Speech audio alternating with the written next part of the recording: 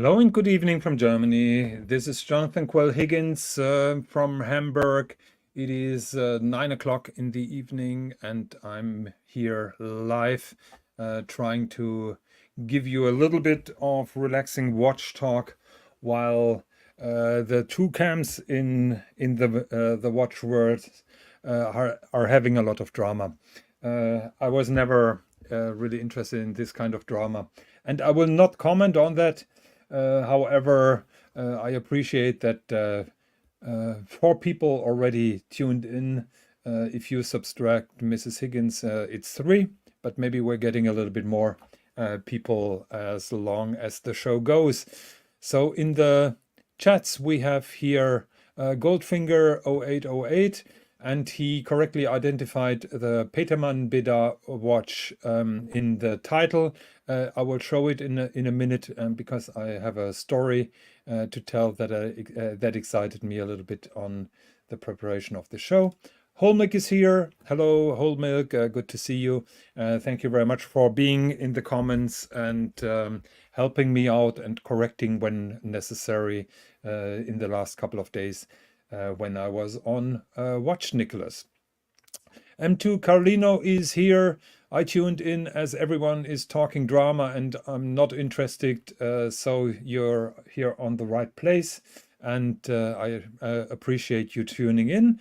Patek Chris is joining us. Hello, good evening, Patek. I promise you we will have some Patek content, depending on if my friend Patel Philippe will join me a little bit later, because we are still waiting for the dispute about the 30-meter water resistant that infuriate and enraged him so much. So, but to start the show up, I wanted to share a story with you with some thoughts that probably shows that watches are more than just timepieces or things to speculate or things to rave about or the pure craftsmanship. So just read on Hodinkee this beautiful story here about two Moons watches that have been purchased on Geneva Airport. So the author, Mark Kautzlarich, he heard from the Hodinkee crew that there are Moonswatch Snoopies available at Geneva Airport. So when he left, he was lining up at the Swatch boutique. I think they have one in Geneva at the airport. There was a crowd. He was lining up. He heard that people have been refused to line up a second time because it was one piece only per person. He was talking about young people bringing their entire family to get more than one. So when the line was up to him, he was asked, are you alone? He said truthfully, yes. He asked if he can get two. They said, no, you're only getting one. So he opted for the black one. While he was getting his watch, he saw on the next table a Japanese businessman who apparently bought the white one. And they started to have a chat. Turns out that this man from Japan was connected to a watch brand. The author didn't disclose which watch brand this Japanese gentleman was connected to, but apparently they started talking. The Japanese guy knew Hodinkee, and so the author kindly asked the Japanese businessman if he could borrow the white swatch for this photo report, for that comparison that he made here for that article. Japanese gentleman gladly agreed, and so we have that wonderful article about two Moon swatches, Snoopy being there at the same time. And he said business cards have been exchanged and he made a new friend. So who would have thought that such a simple Moon swatch could connect two people who are living at opposite sides of the globe together in a kind of friendship, in a kind of conversation, in a kind of mateship. And I found that story heartwarming and really positive, because that is what watches are about. It's not only about watches, it's the people who are involved in producing them. It's the people who have the courage to stock them up, who give the manufacturers the confidence, and so on and so on. So I thought that this was a beautiful story. So to just like I promised to Goldfinger, I'm going to show Petermann Beda, one of my favorites in the independent watchmaking scene. Their beautiful chronograph is being seen here. That is reference 2941. A beautiful manual chronograph with a lot of black polished steel parts, very beautifully made. I have a hard time to decide if the Lange datograph or that one is more pretty. Thankfully, I'm not suffering that dilemma because I'm not rich enough to afford this particular piece. But it's absolutely smashing, beautiful movement finishing. However, visually, in my opinion, the chronograph is only the second best model. I personally prefer the simple 1967 a little bit better. I found that watch absolutely extraordinary. Also finishing in black polished, and the option here with the blue subdial is really fantastic and very, very beautiful, very subdued, very unusual, and also an example how nice a watch can look like when watchmakers are not putting effort into their crazy watchmaking, but also put some effort into making them beautiful and making them visually pleasing. So Petermann Beda, one of my favorites, and like I said, the 1967 is my favorite of them. So Holmberg says Higgy only likes Petermann Beda because Petermann worked for Lange and Sven Andersen, and that is true. So he learned his stuff, and those watches are a beautiful result of the experience that he was able to make during his times at other crazy watchmakers. M2 Carlino says, yeah, you never know who you may meet, and that is totally correct. In my opinion, the key to such friendship is start talking, because if you're not opening yourself up to other people, introduce yourself, and try to find out a little bit more about each other, then it's not happening. So it is just like all walks in life. You make a contact, and you never know what turns out of that. So in the last show, we had two things that I promised that I'm catching up with, and one was the famous prototype, the Rolex Regatta or Yacht master prototype that I mentioned that I couldn't find on a quick research. I managed to find it right now. So Rolex in the 1960s, I think, made those prototypes. I have conflicting informations if it's only a dial variation or if that minute counter is really programmable. So I have to dig a little bit deeper into that. But there is a smashing article on Rolex Passion Report about those prototype Rolex Daytona or Cosmograph, how it was called back then, those prototype dials. And this Regatta dial is certainly one of them. It shows beautiful pictures. Apparently this particular watch belonged to Eric Clapton and is now in the collection of famous collector John Goldberger. So certainly a very VIP connection here. What I really liked was here that picture. Apparently there is an old Singer, and Singer used to be the maker of those beautiful dials. There is an old Singer catalog, and there is one of those prototype dial being glued in one of the pages of their catalogs.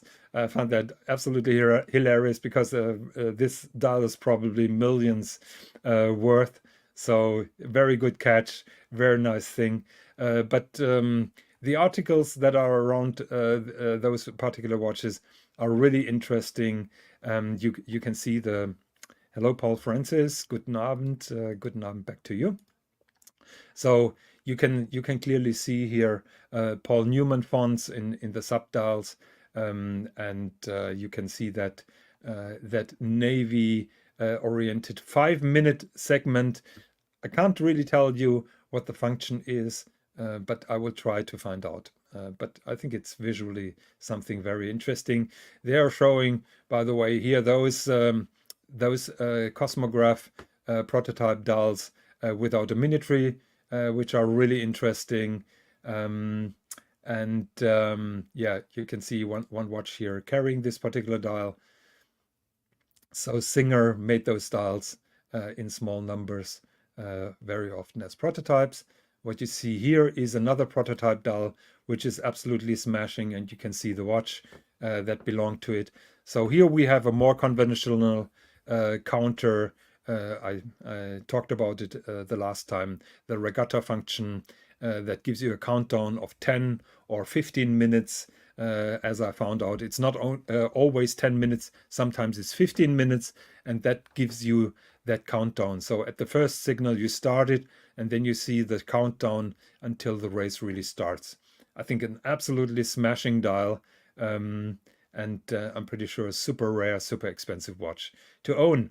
And the inspiration came from Omega Speedmaster prototype chronograph. It's called the Monocontatore, in Italian, monocounter. And yeah, at that time, I would say that the Omega Speedmaster was probably more successful than the Rolex Cosmograph. Back then, it was not called the Daytona. Absolutely beautiful, very interesting dials. And here you can see Singer also making Omega dials. So you see here the Singer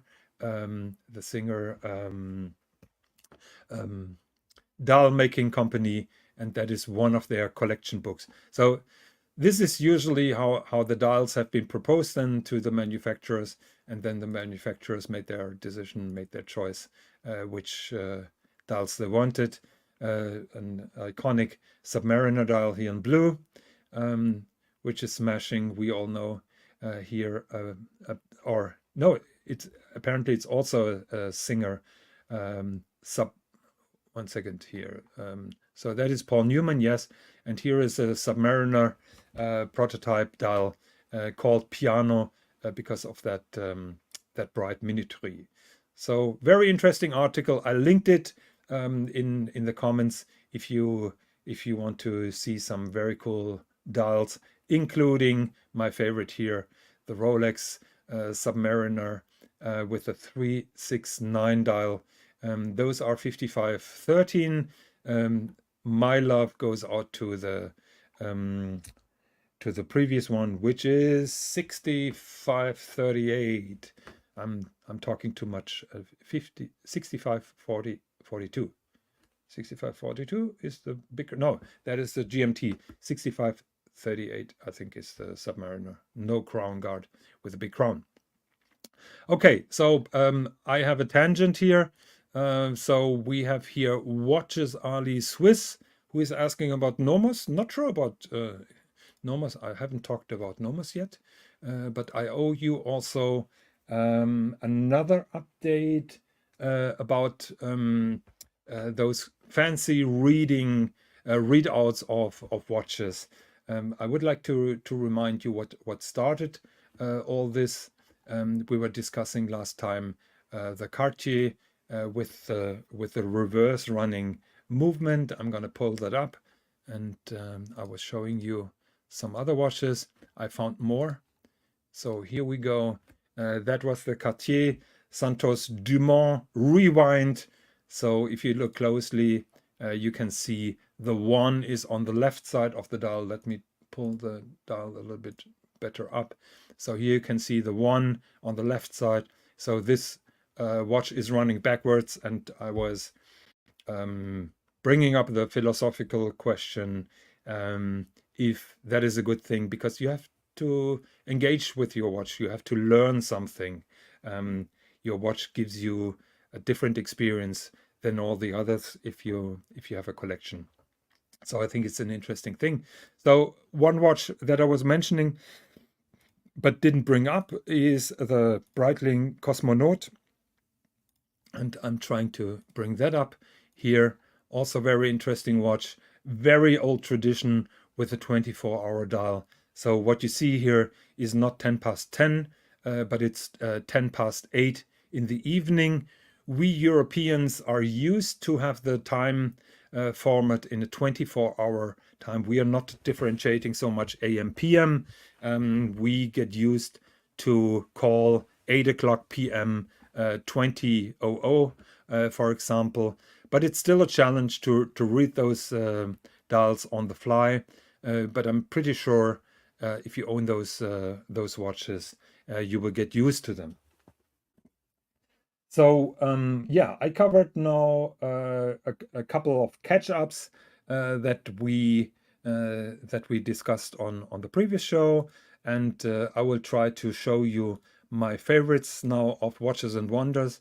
Very interesting day-to-day. Watch Nicholas was our man on the ground, visited Watches and Wonders, and showed us a lot of watches. And one watch that really drew my attention or fascinated me a lot is that one. Now let me try to get back to the Hodinkee main page, and now I prepared that already. Where's Hodinkee? Hodinkee, no.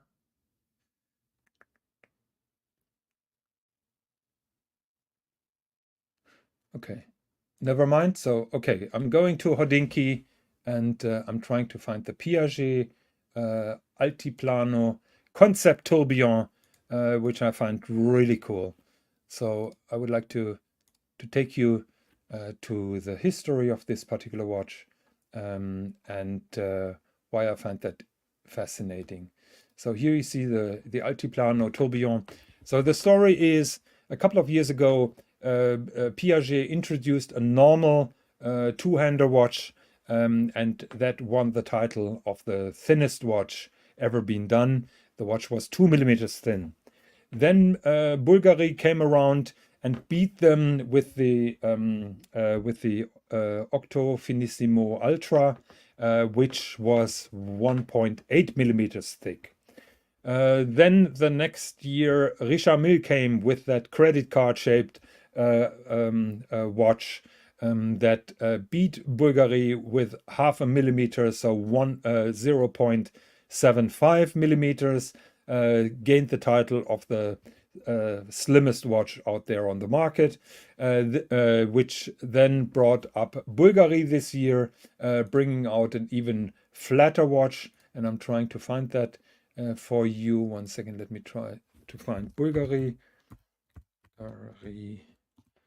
And I hope that we find the, yeah, so here is the article. So the title is here, April 8th. Bulgari sets a new record again for the world's thinnest watch with the new Octo Finissimo Ultra. So they managed to optimize their own watch and make it even slimmer. Keep in mind, the record was Richard Mille 1.75 millimeters, and now the slimmest is Bulgari Octo Finissimo Ultra, which is now 1.7 millimeters. So, and you have a comparison of the normal Octo Finissimo automatic and the new Octa Ultra, and it also has a COSC chronometer certification. Note, the bracelet is thicker than the watch itself.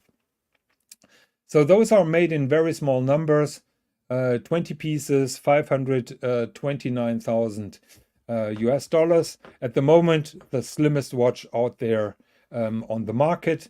So 0.5 millimeter slimmer than the Richard Mille, which costs roughly 2 million. Now, Piaget used to be the record holder with their Altiplano, And Piaget said, okay, we're not going to participate in that race anymore. We're taking the 2 mm benchmark, and we just add a tourbillon inside. So this is the world's flattest tourbillon wristwatch. In my opinion, absolutely smashing. I mean, putting a tourbillon in a 2 mm thick watch or thin watch is fantastic, mind-blowing, and to me more fascinating than any other record that has been achieved by Richard Mille or Bulgari. So in my opinion, the star of the thinnest movements or the thinnest watches is Piaget. Now think about it for a minute. We're talking here about a 2 mm thick watch that has an entire movement and a tourbillon inside, 2 mm. Just imagine how thin the crystal is, for example. So all those watches are prototypes. They're not really daily wearers, anything really practical. Just imagine how thin the crystal is here on this particular watch. Here you can see it on the side view. Nicholas had the chance to see that in a showcase today. I think it's absolutely mind-blowing how far technology went. So I think I read somewhere that Piaget is producing 8 of them. Not sure about the price, but probably around the price of the Bulgari. But maybe I'm making that up. Not sure about that. So it says here, Altiplano Ultimate Concept Tourbillon. And yeah, I think that is the star of the Ultra Slimmest. So Goldfinger says hello to his friend Whole Milk. We're all friends here, so all is good. So that is one of my favorites of today's or this year's Geneva show. Then the other ones are not really that surprising for you guys because you've been watching or following the coverage of the watches that we had. So briefly, I would like to show you the Bernhard Lederer CIC, which of course is one of my favorites of the show. Now people may ask, okay, I have to go to monochrome because Odinky didn't cover that. Monochrome watches, I'm always getting a different side. Watches, and I'm searching for Bernhard Lederer, and then I'm pulling it up. Lederer. Share screen.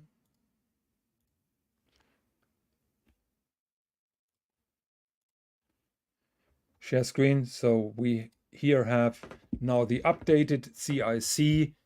Everybody who was following that interview learned that Lederer managed to convert his CIC, which he launched in 2020, that had a size of 44 millimeters. I'm going to show it to you. That was 44 millimeters. Spectacular watch still. That's the big one. Where is the front?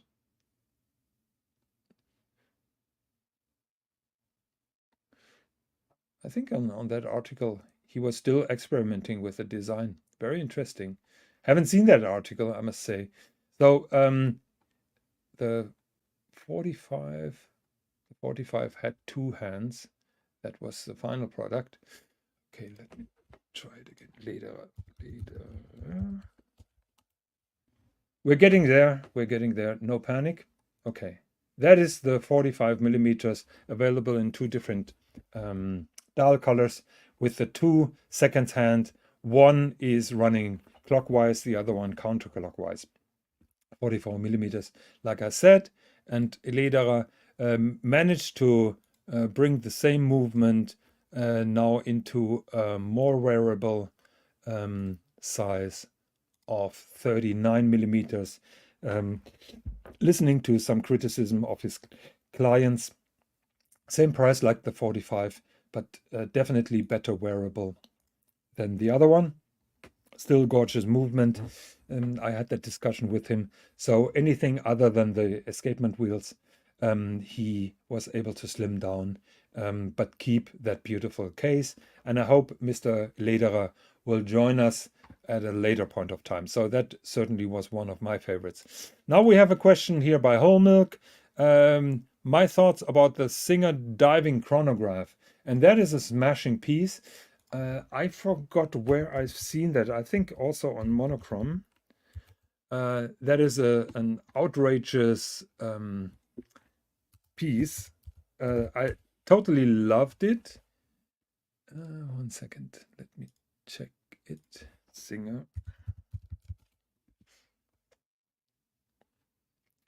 Okay, here we are. Talking about a tool watch. That is the Singer diving chronograph. So Singer is famous. It's the same car that modifies 911s. So Singer is known for their retro modifications of Porsche 911s, and they brought a chronograph line out. The movements are from, oh help me God, the same company like H. Moser. I'm exhausted tonight. I apologize. I'm pretty sure that people know that in the comments. Help me out with the name. It's Mark Widerrecht, and yeah, just forgot it. Okay, so here we have a very, very unconventional diving chronograph made by Singer.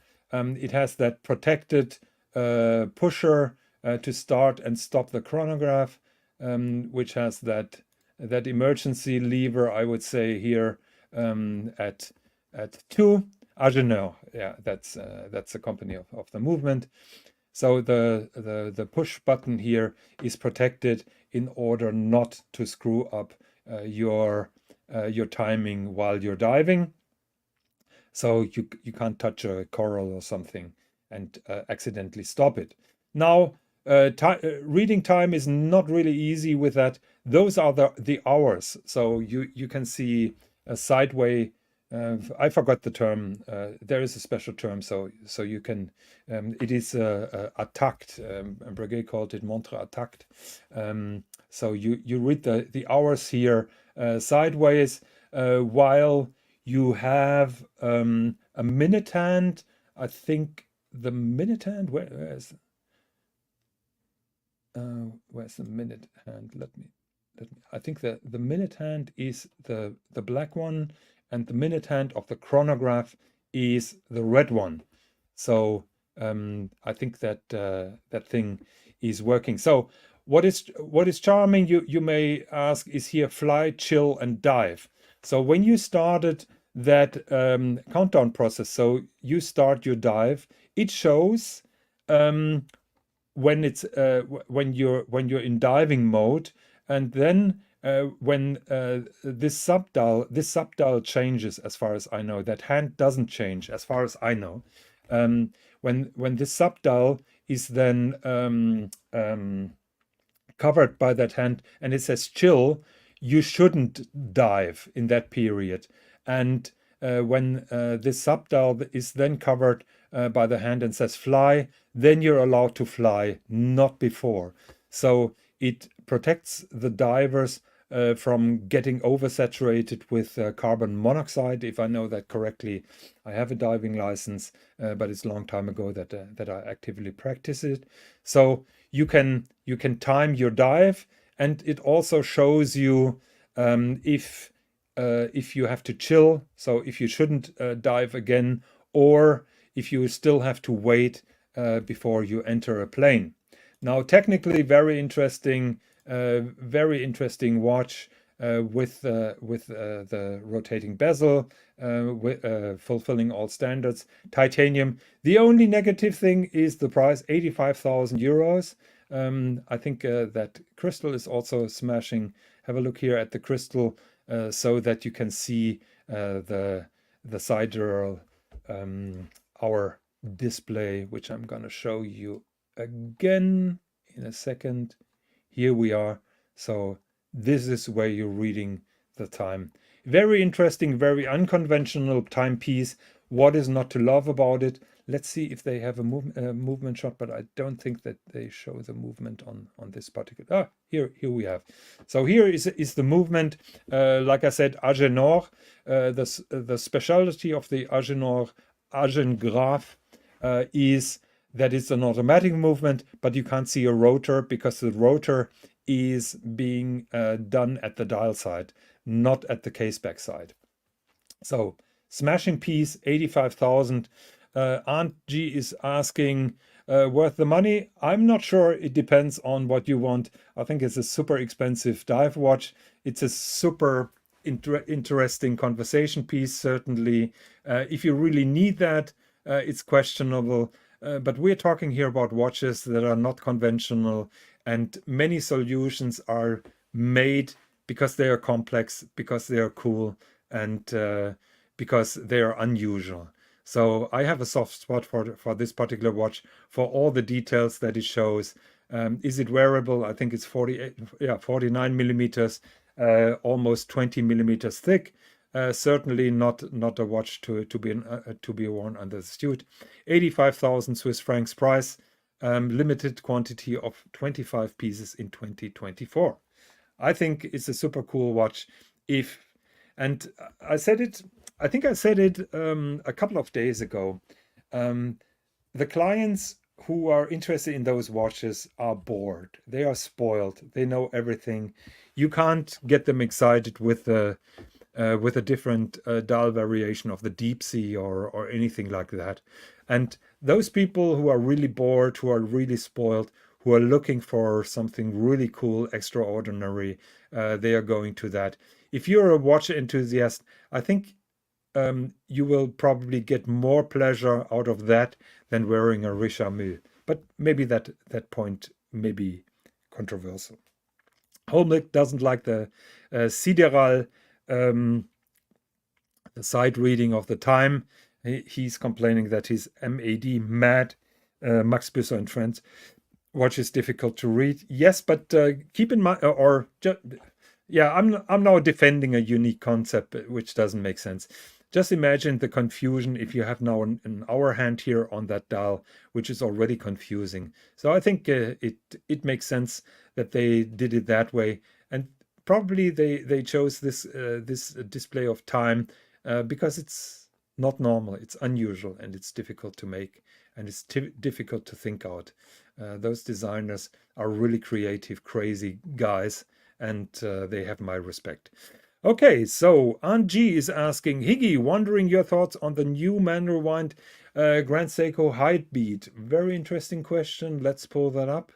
I think Hodinky covered the Grand Seiko, and let me try to find it. To be honest, I'm a little bit underwhelmed from Grand Seiko this year. They're mostly improvising their existing models, and the high beat manual here has a new birch dial. It's available in steel, also in solid gold. I'm a big fan of the high beat. Wait, manual high beat. I thought for a second he was talking about spring drive. Okay, so we are in the same ballpark. So high beat, Grand Seiko. In my opinion, the Grand Seiko high beat is a piece of art because it has a double impulse escapement, which is really cool, super precise, very unique. Grand Seiko spent a lot of research into developing this unusual escapement, just like Bernhard Lederer was saying. By the way, Bernhard Lederer said in an interview when asked which watch brand he has the most respect for, he said Grand Seiko, and I'm pretty sure he was talking about that dual impulse escapement that they have in the new high beat mechanical watches. So this is now a variation of the existing movement. This watch movement initially came out as an automatic movement. Now it's manual wind. I'm not sure if that's going to be a smashing success because clients are a little bit spoiled. So probably there are a lot of complainers and moaners this watch should be automatic. Keep in mind, Grand Seiko Automatic are not the slimmest on the market. Grand Seiko is proud to have solid bridges. Everything is a little bit over engineered to assure your clients a longevity. So that certainly helps with the thickness of the watch. And I like the upgrade a little bit on the dial. I think that comes closer to a birch structure. I didn't like the old dials, which are a little bit overly dramatic, and in my opinion don't look really like a birch. So for me, it's an interesting thing. I doubt that many people will choose the hand wound, although it's slimmer. Now here comes the point that Whole Milk already brought up. The markup for gold is ridiculous, and I totally agree with you. However, I'm not sure if so we are talking here about, I think, 12,000 in steel. Let's check the prices. We haven't seen the movement of the gold watch actually. So, oh, it is titanium, it's not steel. So 10,700 for this watch in titanium, 45 in 18 karat rose gold. And I agree with you, if the movement really remains the same, the markup is ridiculous. It is not justified to have a markup with 4.5 times. However, I have the feeling that probably they spend a little bit more time in decorating the watch. Maybe it's even out of the Micro Artist Studio, but this is speculation. I don't have confirmation of that. It would make a little bit more sense if the decoration would be different. I'm going to speak with the European president of Grand Seiko very soon, and I'm going to ask him that question, because it bothers me also in other watches. The markup of solid gold pieces is really ridiculous with Grand Seiko, unfortunately. Okay, actually, I meant the latest GS release. Well, isn't that the watch that you're meaning? That, in my opinion, is the latest Grand Seiko release, manual wind high beat, with the 10,000. If you mean another watch, then just let me know. But I think that's the watch that I covered, or am I totally wrong? Okay, so unless Aunt G is telling me if I missed something, I'm gonna continue with one of my favorites, or with one more of my favorites, and it's not a big surprise. It is Ferdinand Berthoud. Today something funny happened because Nick was at the booth at Ferdinand Berthoud, and they had this particular watch on display, and I asked Nick to ask if they have the tourbillon, that is the previous model, to show, and the girl at the reception said no, and then Nick looked at the window and they had two of the old version still there. So here you have the new Ferdinand Berthoud. I think it's FB03. I'm not really good with those model numbers.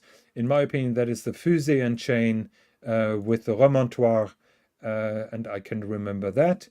Here you can see the fusée and chain, the chain that is wrapped around the mainspring barrel, and the fusée on the other hand, which is a little bit blurry.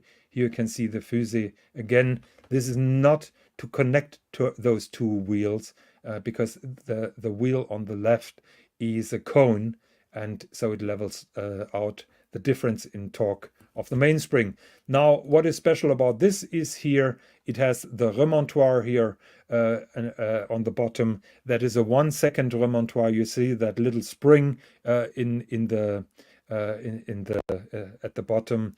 That little spring is wound and unwound once per second, and the result is a constant torque. So you have now two constructions that assure a constant torque. First of all, you have the fusée and chain, and secondly, you have the remontoir. I'm happy that Angie, I covered the question. Thank you very much. So my favorite of Ferdinand Berthoud is the FB1, which is that one. 1 second, I'm going to show it to you. So that is their first model, in my opinion, a spectacular piece. We've been covering that, a darling of mine, for a long time. Here you can see the octagonal.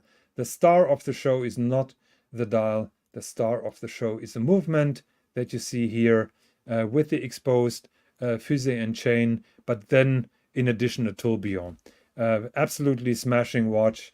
The price was 260,000. Very difficult to get on the secondary market. It has been sold out now. It came also in a round case. I keep on saying I didn't opt for that when I bought my fusee and chain Lange, for three reasons basically. First reason, the Ferdinand Berthoud is 44 millimeters, the Lange is 42. Second reason is the thickness of the Ferdinand Berthoud is 14 millimeters, the Lange is 12 millimeters. The third reason is the Lange has that beautiful swiveling subdial, which the Ferdinand Berthoud doesn't.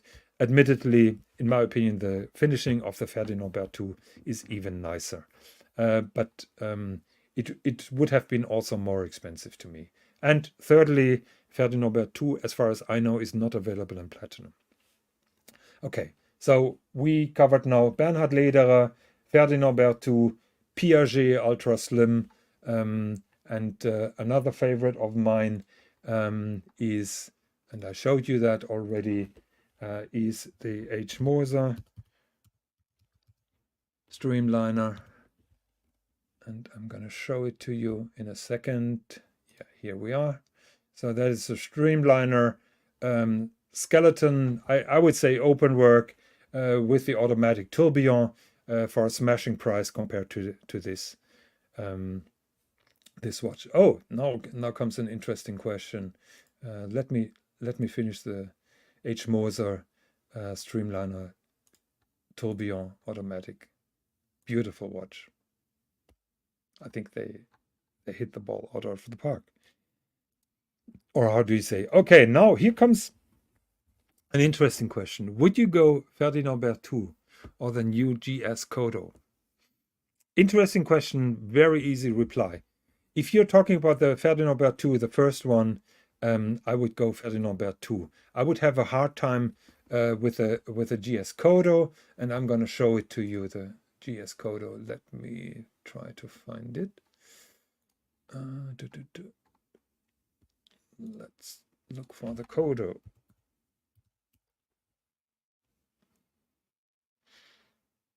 And I'm gonna, yeah, I think Hodinky showed the new Kodo, actually.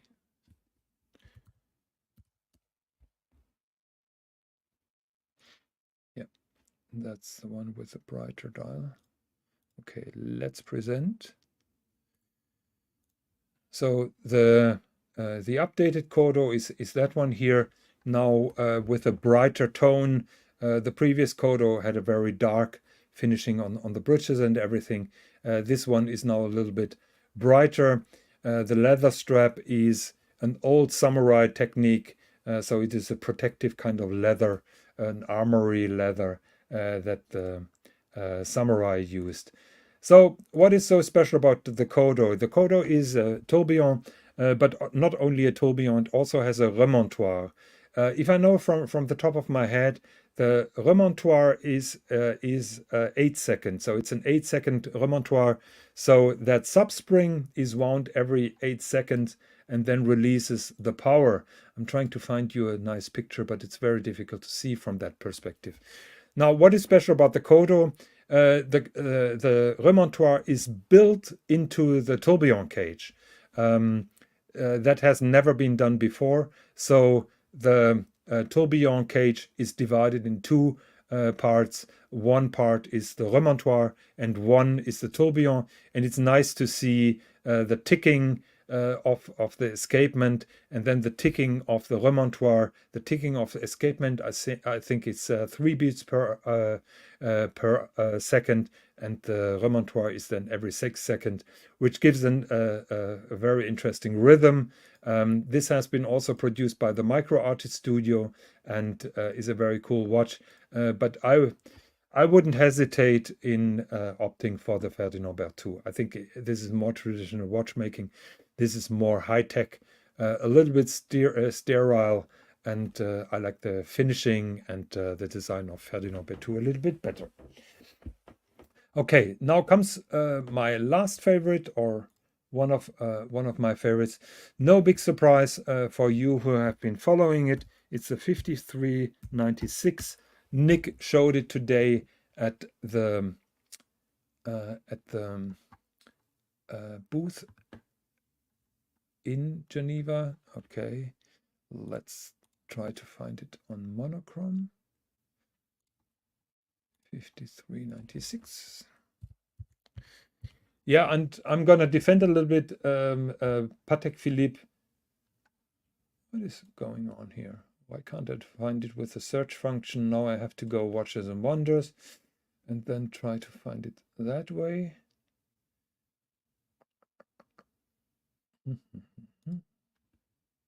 Of course, if you try to find something, you're not gonna find it. It's only a matter of hours, guys. Give me a second.